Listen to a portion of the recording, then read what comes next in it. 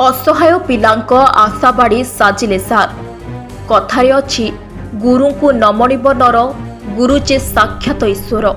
ଏହି କଥାକୁ ସତ କରି ଦେଖାଇଛନ୍ତି କଳିଙ୍ଗ ଆବାସିକ ବିଦ୍ୟାଳୟର ଅଧ୍ୟକ୍ଷ ମନୋଜ କୁମାର ପ୍ରଧାନ। ଡେରାବିଶ ବ୍ଲକର ଦାନପୁର ପଞ୍ଚାୟତ ଅନ୍ତର୍ଗତ କେଶରପୁର ସ୍ଥିତ କଳିଙ୍ଗ ଆବାସିକ ବିଦ୍ୟାଳୟର ପ୍ରତିଷ୍ଠାତା ତଥା ଅଧ୍ୟକ୍ଷ ମନୋଜ ପ୍ରଧାନ ତାଙ୍କ ପ୍ରତିଶ୍ରୁତି ରକ୍ଷା କରି ମାର୍ଶାଘାଇ ବ୍ଲକର କୁହୁଡ଼ି ପଞ୍ଚାୟତ ଅନ୍ତର୍ଗତ ନରେନ୍ଦ୍ରପୁର ଗ୍ରାମର 2 ଜଣ ଅନାଥ ବାଳକଙ୍କୁ ନିଜ ବିଦ୍ୟାଳୟରେ ମାଗଣା ଶିକ୍ଷାଦାନ ସହିତ ସେମାନଙ୍କର ଖାଇବା ରହିବାର ଦାୟିତ୍ୱ ନେଇଛନ୍ତି।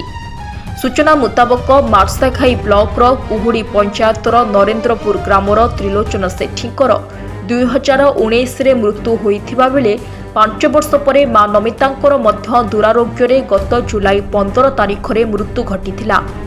ଦୁଇ ପୁଅ ଆଶିଷ ବୟସ 10 ବର୍ଷ ଏବଂ ଦେବାଶିଷ 7 ବର୍ଷର ହୋଇଥିବା ବେଳେ ଅନାଥ ହୋଇଯିବା ସହିତ ଶୁଦ୍ଧିକ୍ରିୟା ସରିବା ପରେ କଷ୍ଟକର ହୋଇପଡ଼ିଥିଲା। ଏ ସମ୍ପର୍କରେ ଗଣମାଧ୍ୟମରୁ ଖବର ପାଇ ମନୋଜ କୁମାର ପ୍ରଧାନ ସେମାନଙ୍କ ନିକଟରେ ପହଞ୍ଚି ଆର୍ଥିକ ସହାୟତା ପ୍ରଦାନ କରିବା ସହିତ 2 ଜଣ ପିଲାଙ୍କର ଦାୟିତ୍ୱ ନେଇଥିଲେ।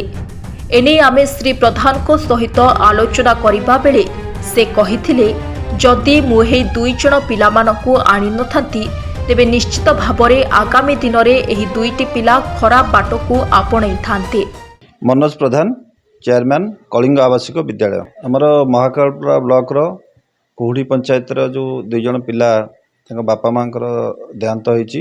प्रथम बापा मरी माँ देहांत है। आम खबर पाइला आम देखिलु 2 जन पिला संपूर्ण अनाथ। तेणु से आम निष्पत्ति नेलु पिला 2टा को आणिक आम हॉस्टेल रखिबु। जेहेतु हॉस्टेल आमर एते पिला रहउचंदी पाठ पढ़ुचंदी, तेणु 2 जन पिला रहिले आमको चलैबार किसी असुविधा हेबनी।